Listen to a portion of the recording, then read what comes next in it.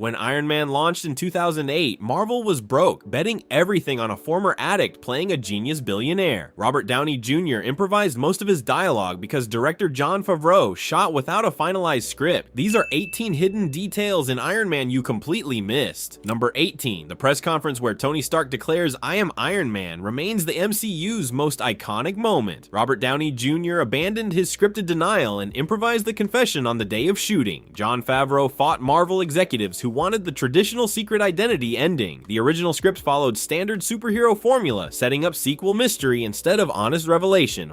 Watch Downey's pause before speaking at the Stark Industries podium in Malibu. That hesitation captures a real-time creative decision, not rehearsed acting. According to Favreau's DVD commentary recorded at Manhattan Beach Studios, Downey simply said he wanted to tell the truth. The improvisation transformed superhero cinema, influencing every Marvel film afterward. Producer Kevin Feige initially resisted but recognized the power immediately after filming. Number 17. Terrence Howard earned $4.5 million for Iron Man, while Robert Downey Jr. received only $500,000 as the lead. Howard's contract included standard sequel protection, guaranteeing identical pay for future films. When Iron Man became a box office phenomenon, earning $585 million worldwide, Marvel Studios offered Howard just $1 million for the sequel. Howard refused and walked away, leading Don Cheadle to replace him as James Rhodes. According to Howard's 2013 interview with NPR and Variety's 2008 production reports, Marvel executives expected automatic acceptance. The War Machine armor reveal at Edwards Air Force Base required expensive reshoots with Cheadle months later. The cost-cutting decision actually exceeded honoring Howard's original contract, creating the franchise's first major continuity error that confused audiences. Number 16. The Burger King scene after Tony's rescue wasn't paid product placement despite appearing prominently. Downey personally requested the scene, confusing studio executives at Marvel Entertainment headquarters. The real story reveals profound personal significance. In 2003, Downey ate a Burger King cheeseburger at a California rest stop, realized how terrible his life had become, and drove to the Pacific Ocean to discard his drugs. That moment marked his sobriety journey's beginning. Jon Favreau allowed this intensely personal detail without understanding its weight initially. The specific Burger King location visible through the limousine windows matches Downey's actual stopping point on Pacific Coast Highway.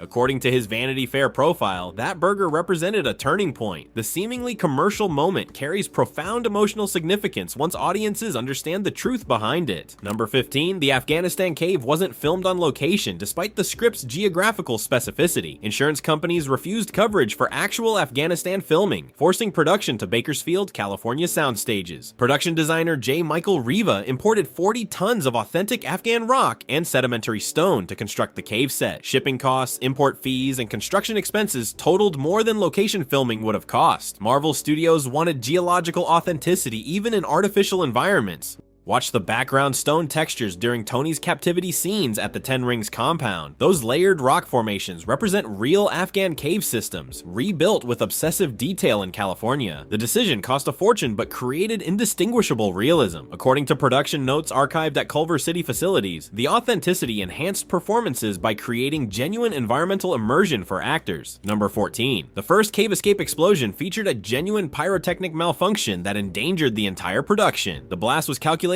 for specific size and distance, cleared by safety coordinators, and rehearsed at the Bakersfield facility multiple times. During filming, the explosion measured 3 times the intended size due to miscalculated compound ratios. Robert Downey Jr.'s wide-eyed terror as flames fill the frame captures real fear, not performance. Watch background extras during the Ten Rings compound destruction. That visible panic shows crew members realizing something went catastrophically wrong. The stunt coordinator was terminated mid-production, according to interviews in the special edition DVD California Labor Board safety reports documented the incident. Marvel Studios quietly settled with several crew members who suffered smoke inhalation and minor burns from the Bakersfield soundstage accident. Number 13. Iron Man was filmed entirely without a finalized screenplay due to the 2007 to 2008 Writers Guild strike. Actors received scene pages each morning at Manhattan Beach Studios, sometimes hours before cameras rolled. Jeff Bridges maintained a personal script book of daily pages, now a collector's item he references in interviews. According to Bridges on the DVD commentary, the production felt like an expensive film school project. The improvisation created organic performances but massive editing continuity problems. Marvel executives nearly shut down down production twice in November 2007 and January 2008 due to concerns about unstructured shooting. Watch how certain Stark Industries scenes feel disconnected narratively.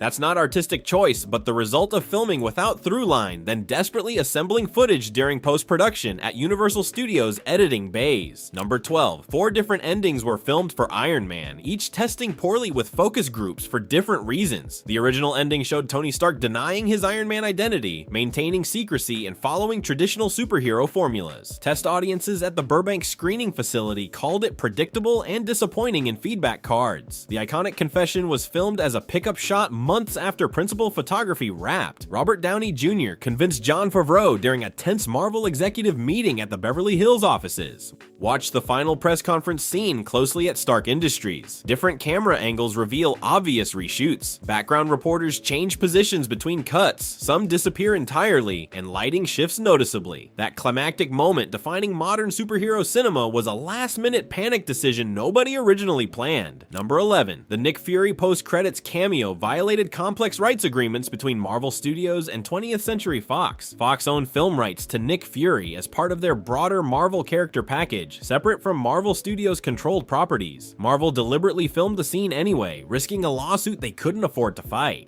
The scene was shot guerrilla style at Tony Stark's Malibu mansion, set with minimal crew, hidden from Fox legal teams until after premiere. Look at the production quality compared to other scenes. The lighting and camera work appear noticeably rougher and simpler. According to Entertainment Weekly's 2008 investigation and later revealed legal documents, Marvel Studios paid Fox a quiet settlement after release. The gamble created the Marvel Cinematic Universe Foundation, but could have bankrupted the studio instead. Number 10. The iconic Ark Reactor in Tony Stark's chest was reverse engineered from a rejected prop that designers had discarded. The original design tested poorly with focus groups who saw early footage at the Burbank facility.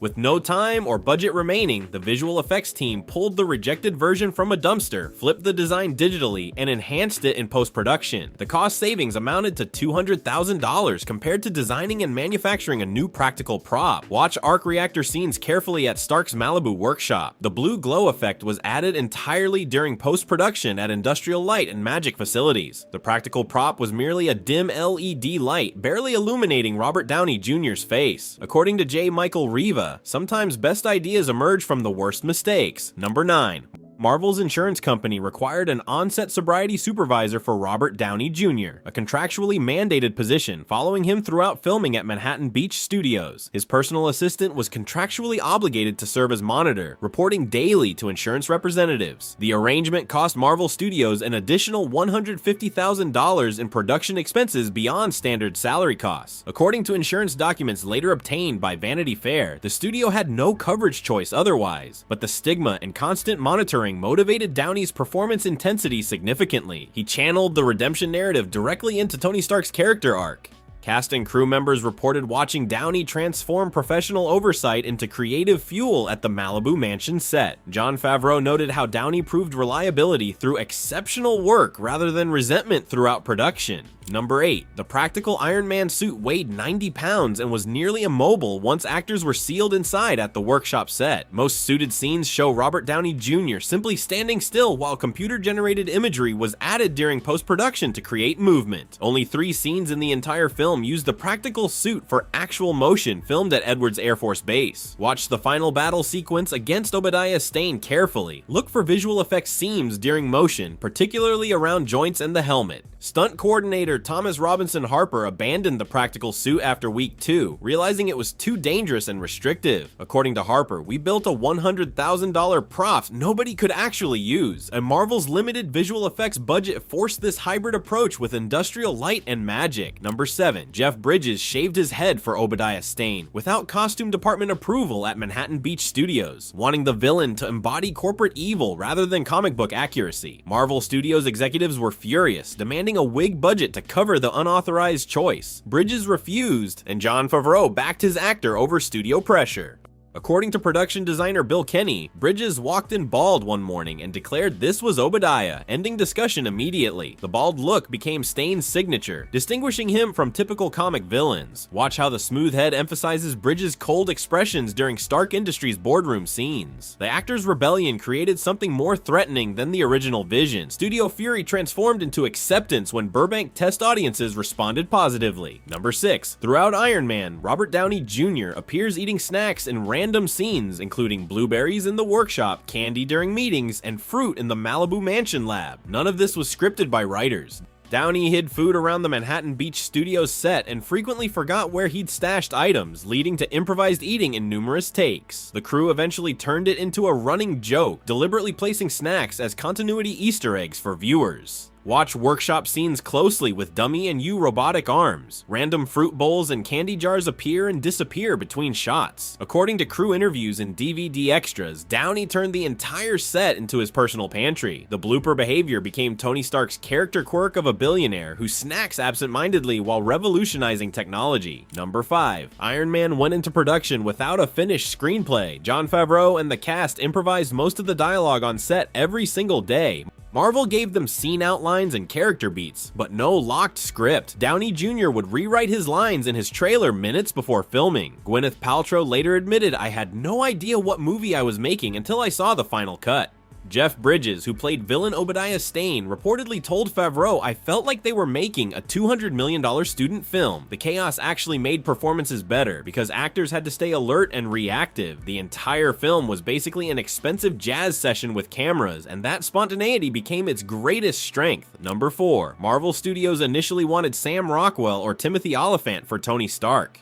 Downey Jr. was considered too risky because of his history with addiction and legal troubles. Studio executives worried he couldn't be insured and might relapse during production. Favreau fought for him anyway, arguing that Downey's real-life redemption arc mirrored Tony Stark's perfectly. Kevin Feige finally agreed after a screen test that reportedly made everyone in the room tear up. Marvel bet the entire company on a man most studios had blacklisted. That gamble became the foundation of the most successful franchise in film history. Downey brought vulnerability and self-awareness to the character that no other actor could match, turning survival into cinematic gold. Number 3. The now legendary post-credits scene with Nick Fury wasn't planned until late in production. Marvel shot it as a surprise tease for hardcore fans, not expecting general audiences to stay through the credits. Samuel L. Jackson filmed it in one day on a leftover set. When test audiences went crazy for it, Marvel realized they could use post-credits scenes to build a shared universe. The 1-minute scene invented the blueprint for the MCU's interconnected storytelling. Every Marvel movie since owes its structure to Nick Fury showing up in Tony Stark's living room. The technique turned casual viewers into franchise followers, training audiences to stay seated until the very end. A last-minute addition became the foundation of a narrative strategy that dominated Hollywood for over a decade. Number 2.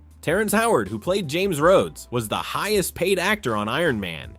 He made more than Downey Jr. because at the time, Howard was the bigger star. But when Iron Man became a massive hit, Marvel offered Howard less money for the sequel because they wanted to pay Downey more. Howard refused the pay cut and walked away from the role. Don Cheadle replaced him in Iron Man 2, and Howard publicly claimed he was pushed out. One of the MCU's biggest casting changes happened because of a salary dispute in the first film. The recasting became controversial, with Howard spending years in interviews expressing bitterness about being replaced. Business negotiations and broken contracts built the foundation of even superhero franchises. Number 1. The iconic ending where Tony Stark admits "I am Iron Man" to the press was not in the script. The original ending had Tony reading a prepared statement denying he was Iron Man, following typical superhero secret identity rules. Downey Jr. suggested he go off script during the press conference, and Favreau let him try it. That one improvised line shattered decades of superhero storytelling and set the tone for the entire MCU. Marvel's boldest moment was an ad-lib. Secret identities had been a cornerstone of the genre since Superman, but Tony casually destroyed that convention in 3 words. The moment made characters act like real people instead of mythological archetypes, redefining what superhero films could be. Iron Man still feels like controlled chaos that somehow worked. A movie with no script, no risky lead, and improvised confessions became the foundation of a $30 billion franchise. Marvel didn't play it safe. They transformed production disasters, budget compromises, and last-minute gambles into cinematic gold. Which hidden detail surprised you most? And what film should we open next?